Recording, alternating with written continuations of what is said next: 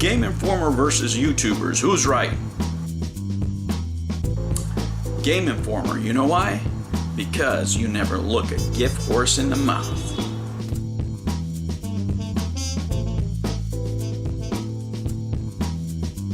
Hello humans and welcome to Gen X Gamer. That's right, this is the show that's hosted by a host who is not a clickbaiter begging you for money.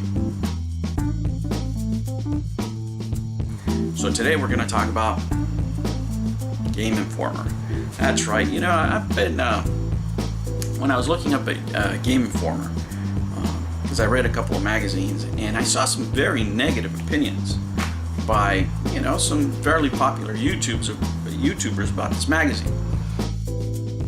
Now, whenever somebody makes a claim, I like to weigh the evidence, right? I'm an inspector by trade, so statistics is a really big thing for me.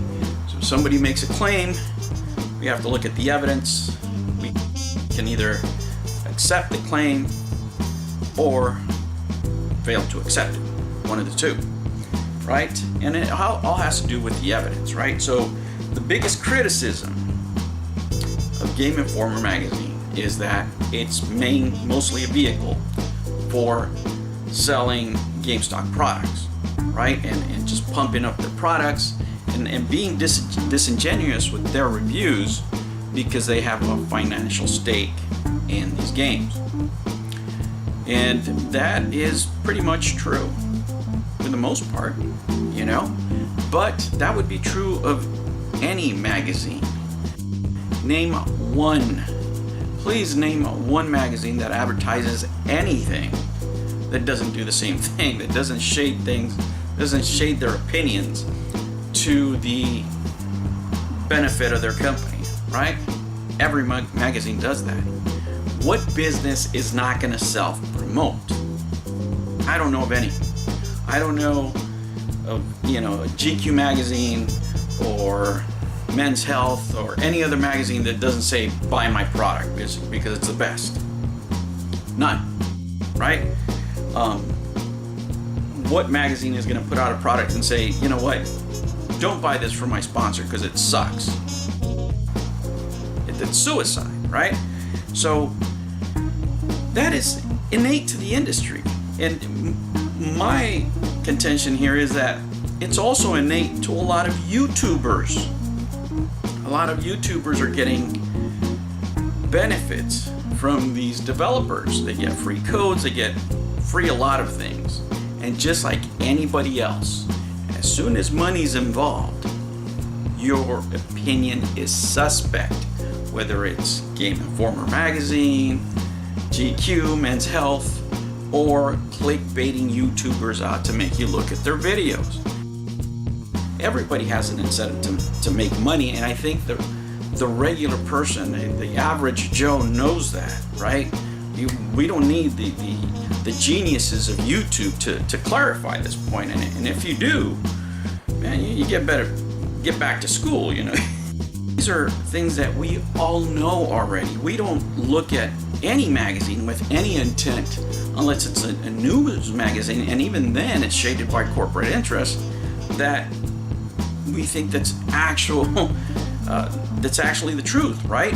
We tend to look to blogs, to other places, but we don't look at magazines for, you know, the authority of any information, with the exception of very few.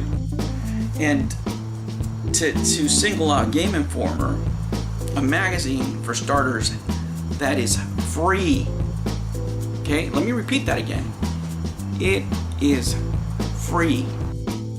You're not paying for it. They're not begging you for money. You get it for free if you're a pro member, right?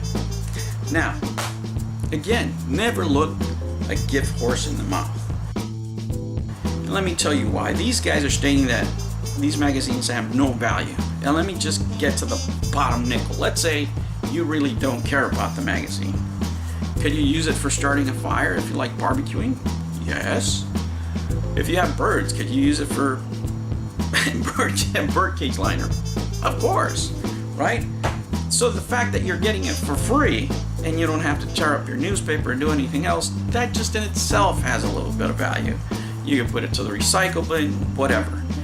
That's number one. Number two is this is a horrible decision by GameStop to publish this magazine. Print for video games has been dead for years. For years, the internet has pretty much knocked it out of the water. And for that same reason, it does hold some value for some of us that just enjoy having a magazine. Now you're saying, well, why would you read a magazine that has a slant? Well, have you guys ever been in an airport with no Wi-Fi? No signal? Oh, my friends, it is a lonely experience. You're out in a desert and you want water, but that water is information and you're dying. You want entertainment of any sort. That's right, and there are things here that are not shaded. As a matter of fact, I want you to guess. This is the latest Game Informer here. I want you to guess how many advertisements for GameStop are in this magazine. I'll give you a chance here. That's right, friends. There is 3 full pages of GameStop propaganda for 96 pages. Now, are there any other advertisements? Yes. There's like 5 other ones, like Skittles, Bonitos, different things. Less than other magazines, I would say, because the magazine isn't that thick. It's just not that big, and it's free.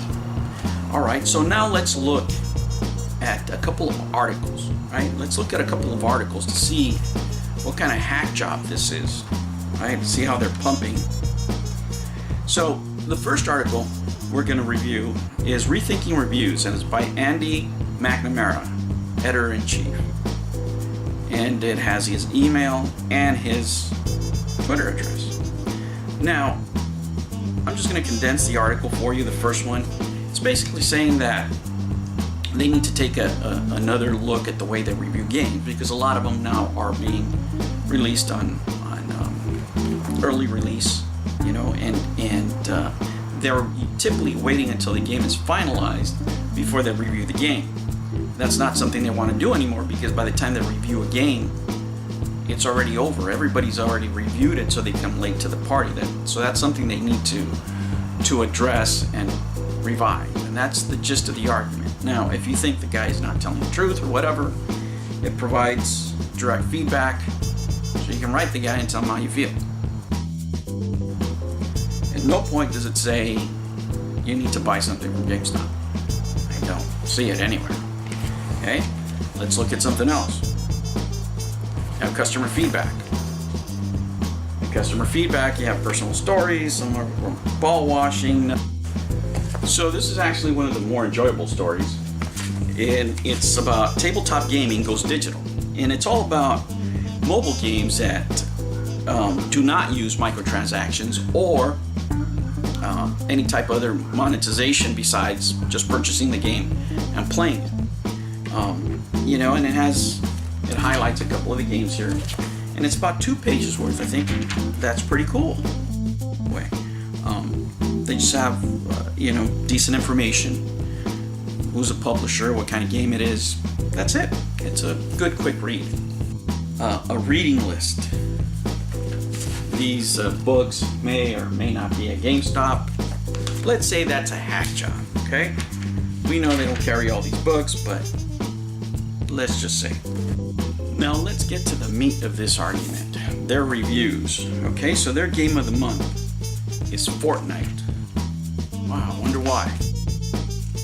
They give it a 9.5. Now, why would they give it a 9.5? Are they going to make any money off of this game? A free game? I don't think so. But, whatever. Let's look at Metacritic. Metascore is 83. Well, they're lying there, right?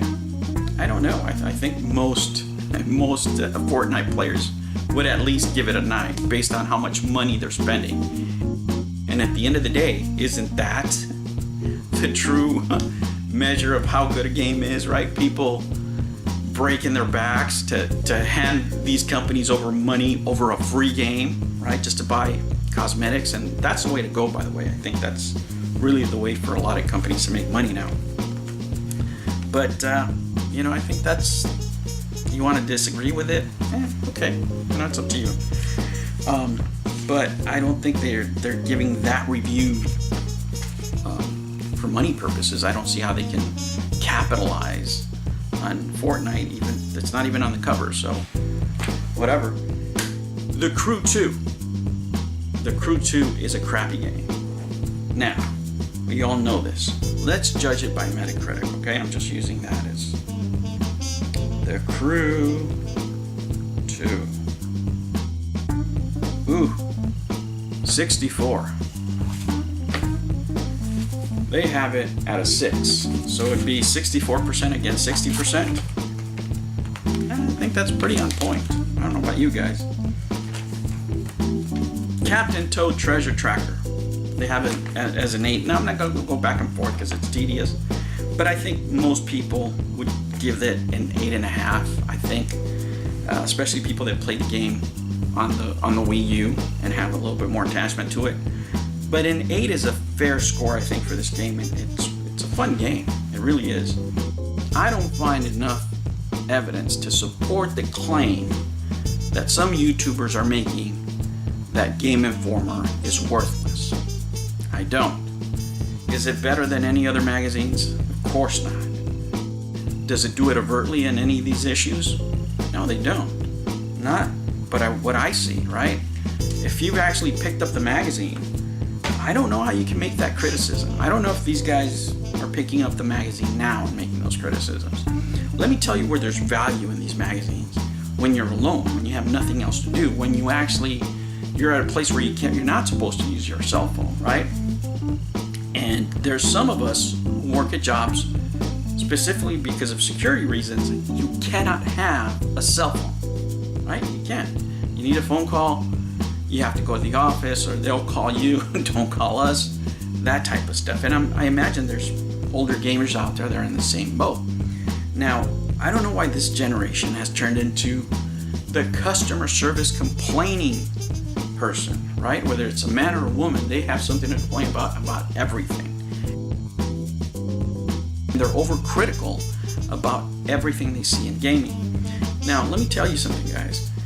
There is value in this magazine. Should you take it as the Bible for anything? No. You shouldn't take that from anybody, including the YouTubers making these criticisms. And the reason is they fall into the same category they criticize these magazines for, right? Anytime there's money involved, anybody's opinion has to be suspect, right? Some YouTubers get free games. Number one, there's money right there, right? How that affects the review, they may be fair, they may be not. I don't know. I would have to look at every individual case and look at the YouTubers and go based on that. But we've already had cases where these guys are pumping out games because they're getting free codes, because they're getting paid by companies, because of any variety of reasons. So it's good for us old dinosaurs to have around. But also, if maybe you're a younger person, don't dismiss it completely. There might be times out there where you don't have access to a phone, where you're stuck in your room, maybe you're punished or whatever, and you have nothing else to do. And you know what? Reading is always good. Just take everything with a grain of salt. Don't trust anybody's opinion about anything. Verify everything for yourself. All right, friends. That's the moral of the story. Never look a gift horse in the mouth.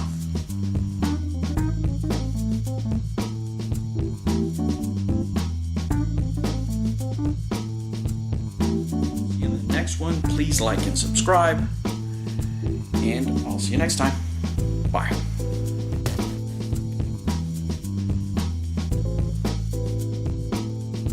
Yoda's dropping some words of wisdom.